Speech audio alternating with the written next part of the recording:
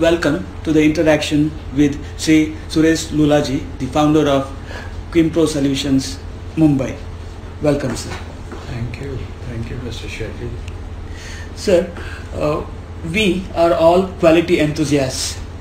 So I would like to know how you got into the field of quality. Purely by accident. I was a student in Detroit in the 60s. I landed late for my registration, and the only subjects available to me were reliability engineering and a few very advanced subjects.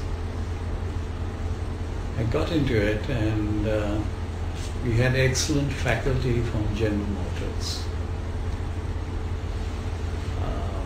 That got me hooked. And I was doing reliability engineering before learning quality. So that's how I got involved and learned more about Dr. Duran, the handbook, etc. and just got too fascinated by the subject. Although I never practiced it in America. My jobs took me into economics, and I was with Dr. James Cross, authority on economics. All I did was programming and using industrial engineering methods of queuing and queuing to locate gas stations for Sun Oil Company. That was my stint with Sun Oil Company. Then I moved to Schmidt's Brewery, where I continued as an economist. Came back to India, and after a knee jerk, went into Tata Economic Consulting, where again I was an economist. I don't know what I was doing as an economist. I was a pure engineer. Moved on to A. Ferguson and Company, where by some providence I got an assignment with Cummins. At Cummins, the nature of the assignment was one of field failures of diesel engines. Field failures meant having after-sales service, response time, mean time to repair, mean time between failures. That expanded. The Chief Executive Officer then, Mr. R.V. Ramchandran, was also a quality enthusiast, and so between the two of us we did pretty much of a good job, I would say, for 7 years with Cummins. It finally came to what was I doing in Ferguson's, and Mr. Ramchandran took the initiative of getting me an assignment, not an assignment, a contract with the Duran Institute, and that's how I landed up in quality. So once your assignment in US got over, and when you came back to India, how was the situation in India? Might be the people here knew a bit of quality, may not be the relevance of quality, or at least the quality studies and department and so on. How was it here? Well, when I came back was a very difficult time. That was the time we had the emergency in the country. So the question of survival and things like that were a priority. I had 2 children and was getting very confused with a green card in hand. What am I doing in this part of the world? Then there was the OPEC crisis, which added to the cost push to everything. It was chaotic. But somehow I muddled my way through, and it was the likes of Sri Ramakrishna Bajaj, who was one of my clients, who almost counseled me into reconsidering my decision to go back. I stayed on, and quality was not on the agenda for me when I came. It was only after I left Ferguson's that it became a focused area. That too thanks to the chairman of Cummins, Ramchandra. Sir, how was your stint with the Tatas? What I understand from our earlier conversation is that you were very close to Rusi Modi ji. And how was your interaction with him? Again, that was an accident. 2 years of representing Dr. Duran and not getting a client, and then landing up at a chairman of Tata Steel. Not quite sure what's going to come out of that. But he had the foresight to be able to see the financial benefit of good quality. Tata Steel at that time was the darling of the share market. And in our conversation where I asked him, what's your rejection rate? He said 3%. I was aghast. But he wasn't. According to him, even the 3% rejects had a market. So there's no problem with Tata Steel at that point, according to him. When he realized that the cost of poor quality for Tata Steel is at least 10% of total cost, that's when he got his leadership team to embrace quality. And when they embraced quality, they discovered it's 35% of total sales. That set the vision for Dr. J.J. Rani. If this is the case, then we need to be the lowest cost steel producer in the world in the next 10 years. And Dr. J.J. Rani led from the front. In 10 years, that's 1999 to be precise, in 2 product lines they had already become the leaders in the world. 2 years later, 2001, in most products. In 2008, they became so confident of their ability, they even bid for a SICK unit in the UK, Chorus, and turned it around into a successful organization. So you have very strong believers in Tata Steel, and all stems from Mr. Rusi Modi actually seeing the power of quality. So now you being in the field of quality, how do you sell the idea of quality? Like what is the, when you go to your clients, I know clients come to you, but if a new beginner is a person who is just starting a his career in quality, and how is quality sold? Suppose I am a new consultant, I am planning to start a new venture. How will the client take me? Well, you've got to speak their language, because our approach is quality is a top-down subject. Unless the leader has a customer focus and can incorporate quality in the strategic plan, which means translate the quality opportunity into money, it doesn't work otherwise. So we speak that language and say, how would you like to double your profit without any capital investment in the next 2 years? They can't believe this. What option did they have otherwise? And they could double their plant, double their investment, maybe take 5 years, and pray to God they have that many customers. So It is very appealing to top management to know that I can improve their bottom line.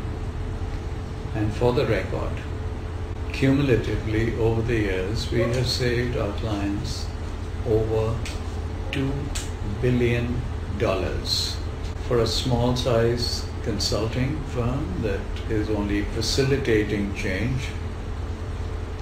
That's a pretty dramatic figure. So when you talk of top down, I once again come back to Dr. Juran. So like Jesus Christ had his 12 apostles or direct students, I understand you are also a direct student of Dr. Juran. How was your experience with him as a human being and so on? Dr. Juran taught me how to treat people with dignity. Let me explain it with an episode. My first training program that I attended in London, we were like 100 people in the auditorium, and someone he asked me to sit in the last row, in the worst seat, and observe him. How does he conduct training? I didn't know quality as a subject the way he knew, but I had to observe the process of teaching. Let's say the 5th row, some 23rd seat, someone asks him a very fundamental question. Sitting right at that distance, I got the feeling that he was giving 110% attention only to that person in this whole ocean of people. And that's an ability I have never seen with anybody else. And likewise, so at the session he asked me, so what did you learn? I said, I have to ask you a very simple question. The question asked of you was so fundamental, everyone would have known it. And you didn't stop the person, you let the person narrate the whole question. He said, look, that person is my customer. And that person is confident or has dared to ask a question in the presence of so many people, as fundamental as it is. I have to respect that. 3, the question asked of me, I could have interrupted and said, I know the answer. He said, but the person, I don't know the background of the person. Maybe there was a certain perspective with which the person was asking me a question. So I had to listen. And you listen with your eyes and your ears. So I realized, the dignity he gave that person, and he made sure we learned this that technique. So his humility, he did so much for quality, he did so much for Japan, but he was as humble as you could imagine. His etiquette with everybody was so perfect, and it wasn't artificial, it was very natural. So you just had to see him and learn, and you ultimately realize that you want quality, be a good human being first. And that's what he was. Once again, coming back from Juran, Dr. Juran, to Dr. Rusi Modi, he was more of a people manager and IR man, what we understand. Any of the incidents you would like to quote, your interaction with him, which you want to highlight? Mr. Rusi Modi was probably the most interesting human being I have ever met, because he was unpredictable. he would always do something out of the box. And Mr. Modi, when we were doing the pilot work at Tata Steel, every head of unit would say, I want the pilot work done, I want the pilot work. We were willing to do 5 pilot projects. And they were talking of large sums of money that can be saved and the shareholder would benefit and things like that. He stood up and told them, oh, keep quiet. I have 65,000 people at Jamshedpur. I have to build a culture of quality in them. I'm not interested in the shareholder. We are anyway the darling of the share market. I want to do the pilot work where the worker sees the benefit directly, experiences the benefit directly, and volunteers to come forward on the quality journey. So here are all the top people of Tata Steel, and I can tell you the who's who, and the successors and managing directors at that time much younger were all sitting there, including the financial wizard Ishaq Hussain. And the nominations that came up were leaking roofs in the quarters and garbage not collected from the quarters. And these are chronic problems, and top management actually got involved in solving these problems. And the kind of savings that accrued from garbage not collected, because it led to a chain of remedial actions going all the way into making the corrections in the hospital, Tata Hospital. The accrued benefits were of the order of 80 crore per annum in recurring in year 1, which shocked them, at the benefit. It only reinforced Dr. J.J. Irani's drive. We are going to be the lowest cost steel producer. So coming back to the personal side of Lullaji. So usually quality people, I feel, are very structured, they want everything in place. Is it that you are very structured, you plan everything in detail? Do you get disturbed if something goes somewhat not as per your plans? How I want to know the personal side of you. No, I think punctuality is important because you're showing respect to the other side. And for example, my own staff and all, I make sure that they are available 3 to 5 minutes before the time. They're available so that the appointment can happen. I'm also particular with my staff that they dress appropriately when they go to a client. It's a form of respect. Even if the client is a very casual one, casually dressed, you go for your first meeting with a certain degree of formality. If after a few meetings then you want to blend with their management, it's okay.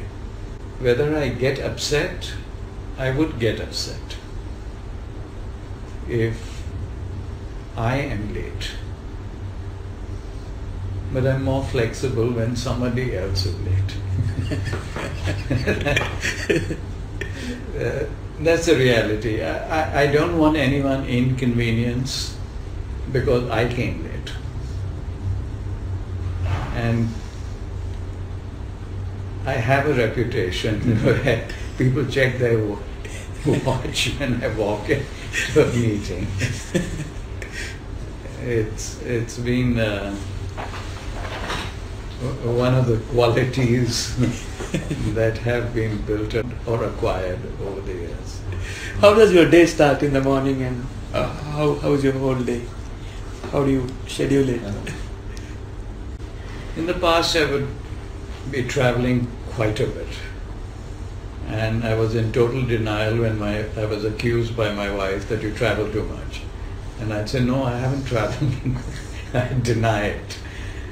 But yes, I was traveling like 20 days in a month. So there's no real pattern that I can think of at that time. But I've slowed down in the last 10 years. Slowed down my pace. And I do get an opportunity to sit in my balcony overlooking the Arabian Sea, and I like to have my cup of tea and read newspapers till the cows come home. It's relaxing to me. I can't read the paper without a cup of tea, and I can't have my tea without my paper. And that's how it starts. But planning the day, a little checklist, what has to be accomplished, and I try to adhere to that. When you first meet your client, how do you assess the client? Will he be my client, or like a first look? How do you assess your client? Will he be able to take my suggestions, or how will our relationship continue? How do you assess it? I don't only meet one-on-one. The first meeting is usually the top management is sitting, and there may be 7 to 12 people sitting. I have to get a buy-in with them. And if I'm not getting a buy-in, I don't take the assignment. But usually, I'm called because they want to give me that assignment. And there would be some cases where I have stayed away. I also like to be in the company of good companies. And so there is a question of values of that company, which plays an important part. I don't want to go into an organization that's willing to pay me the sky, but I don't like their ethics. So my clients are a very rich list, and they're all very respectable organizations. And word spreads around, in the beginning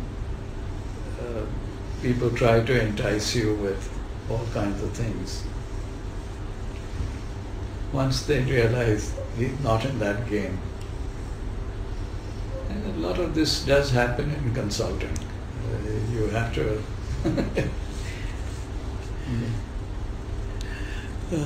Sir, now I want a message from you for students of quality who want to take quality as their profession. First of all, I think quality is in every job. So I don't see it as a specialized one. It's an integral part of any job. Whether you're in manufacturing, you're in a support service, whether you are in purchasing, whether you're an artist also. Quality has to be there.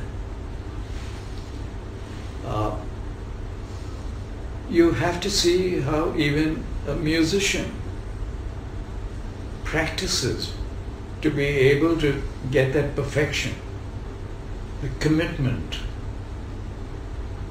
That is quality. And students have no choice. They have to integrate it. When I started out, quality was a choice. Today it's not a choice. Your customers expect quality at any cost. And they'll punish you if you don't deliver quality.